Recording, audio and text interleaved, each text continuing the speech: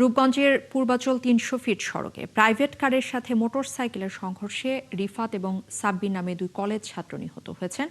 দুপুরে জলশিরি চত্বর এলাকায় এই দুর্ঘটনা ঘটে। কাঞ্চন হাইওয়ে পুলিশ ক্যাম্পের ইনচার্জ সোহেল রানা জানিয়েছেন, ৩০০ ফিট সড়কের জলশিরি চত্বর এলাকা দিয়ে মোটরসাইকেলে করে ঢাকায় আসছিলেন রিফাত এবং সাব্বির।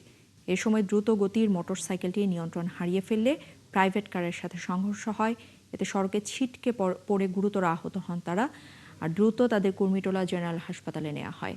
এরপর অবস্থার অবনতি হলে ঢাকা মেডিকেলে নিলে সেখানে বিকেলে দুজনের মৃত্যু হয়।